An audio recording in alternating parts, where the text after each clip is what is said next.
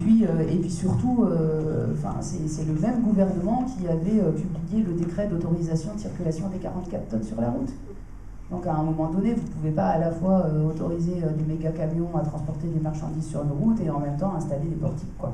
Faut juste faire preuve d'un petit peu de cohérence. Donc par rapport à ça, il y a aujourd'hui en France, on a une grande richesse, c'est notre infrastructure ferroviaire. Il y a des lignes de chemin de fer, y compris dans des endroits où il n'y a plus aucun train qui circule. Sur le plateau des Mille Vaches, par exemple, il y a des lignes ferroviaires qui ont été empruntées pendant des années et des années pour le transport de marchandises, qui sont aujourd'hui abandonnées, désertes, qui ne servent plus. On a des plateformes multimodales.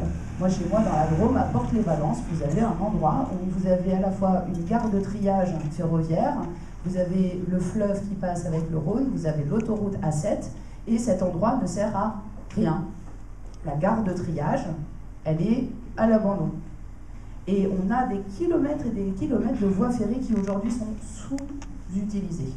Donc la première chose, si on veut mettre les camions sur les rails, c'est de tout simplement réutiliser ces lignes de chemin de fer. Tous les cheminots avec lesquels on en a discuté nous garantissent qu'ils sont, eux, capables de les remettre très rapidement en état pour celles qui en ont besoin, que c'est sous-utilisé et qu'on pourrait faire circuler beaucoup plus de monde et de marchandises sur les lignes existantes. Ça, c'est la première chose. Et puis la deuxième chose, c'est qu'il faut remettre la réalité des coûts de ces différents modes de transport. Aujourd'hui, pourquoi on a de plus en plus de transport par la route, que ce soit les cars Macron ou que ce soit pour les marchandises? C'est parce qu'en réalité, aujourd'hui, on ne paye pas le coût réel de la route. Et les camionneurs, les transporteurs routiers ne payent pas le coût réel de la route.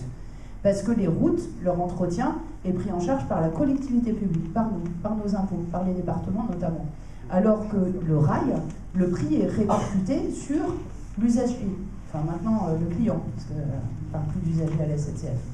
Et donc, vous avez un système où les coûts sur la santé, avec la pollution de l'air, etc., ne sont pas réimpactés non plus, ce qui fait que la route aujourd'hui, elle est beaucoup moins chère, a priori, sur le papier, alors qu'elle coûte beaucoup plus cher en réalité à la société dans son ensemble.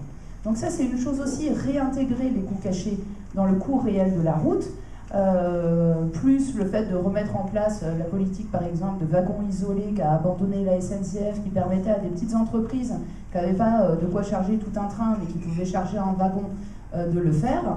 Si à la fois vous renchérissez le coût de la route, vous baissez le coût du rail, que vous remettez davantage de lignes en service et que vous pouvez remplir juste un wagon et pas tout un train, déjà, je pense que ça changerait un petit peu le paysage des routes et puis surtout de nos poumons.